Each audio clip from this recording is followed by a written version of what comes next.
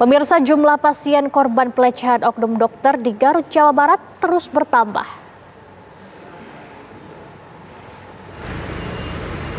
Polres Garut, Jawa Barat kembali menerima laporan pasien yang jadi korban pelecehan tersangka dokter cabul di salah satu klinik swasta. Hingga Selasa siang, jumlah korban yang sudah membuat laporan ke posko pengaduan menjadi 5 orang dari sebelumnya 2 korban. Dengan adanya tambahan korban lapor ke penyidik, maka polisi akan terus mendalami motif dan modus tersangka. Dari hasil pemeriksaan sementara, korban tersangka MSF melakukan tindakan pelecehan di klinik tempat pelaku berdinas.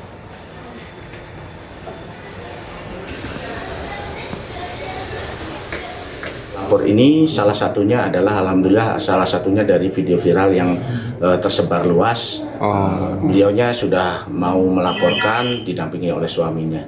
Terus yang 5 ini memang dilakukan seluruhnya di tempat praktek atau ada yang di luar? Yang laporan pertama yaitu dilakukan di luar praktek, yaitu di kos-kosan. Kemudian yang 4 korban 4 ini semuanya dilakukan di klinik tempat di mana dia praktek. Itu 5 korban pencabulan oleh dokter kandungan di Garut, Jawa Barat sudah melapor ke polisi, pemirsa. Lantas, sejauh mana hasil penyelidikan yang telah dilakukan polisi?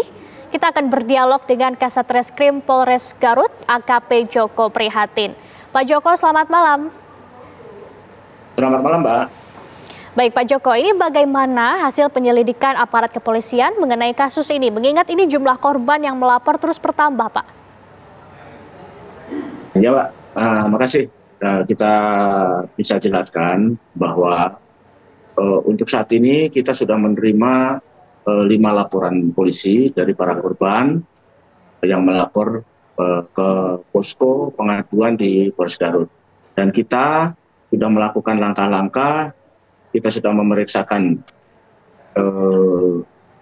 kejiwaan dari tersangka, kemudian kita sudah melakukan pemeriksaan psikologis, pendampingan psikologis para korban, dan dari 5 korban ini kita sudah melakukan pemeriksaan dan kita sudah melakukan penyelidikan dan penyidikan untuk menentukan langkah selanjutnya, yaitu mendalami daripada pelaku ini motifnya, karena waktu sebelumnya 2 laporan, sekarang sudah bertambah menjadi 5.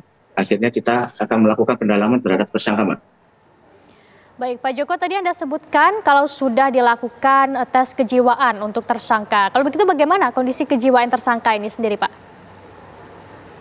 Jadi untuk tes kejiwaan tersebut, yaitu untuk bagian dari langkah kami untuk menentukan nanti motif dari pelaku, menentukan langkah selanjutnya untuk pendalaman mencari motif daripada pelaku tersebut.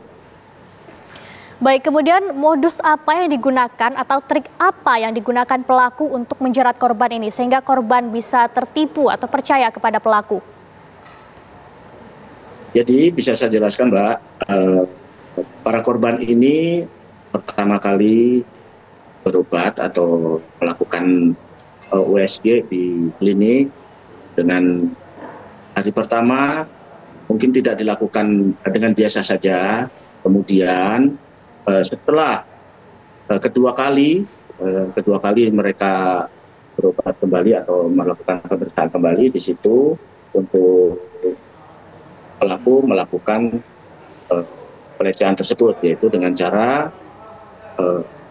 korban itu biasanya didampingi oleh suaminya, tapi dialihkan pandangannya ke layar monitor, dan untuk perawat sendiri dialihkan pandangannya atau disuruh untuk mengambil sesuatu, rekam medik atau dan lain-lain di luar berupa sarung tangan dan lain-lain, sehingga tinggal berdua atau tinggal bertiga dengan suaminya yang pandangannya dialihkan ke layar monitor. Demikian, Mbak, modusnya, Mbak. Baik, kami mendengar isu bahwa perilaku yang dilakukan pelaku ini diketahui oleh istrinya. Apakah berita ini benar, Pak Joko? Itu kita belum ini Mbak, itu masih pendalaman kami karena kita tidak melakukan pemeriksaan terhadap istrinya. Ya, yang jelas kita berdasarkan dari video viral tersebut, kita melakukan langkah-langkah dengan cepat, kita mengamankan pelaku dan kita melakukan pendalaman dan pemeriksaan saksi-saksi. Kemudian walaupun kita belum ada pelaporan waktu itu, kita melaksanakan langsung kita melakukan penyelidikan berdasarkan dari laporan informasi tersebut.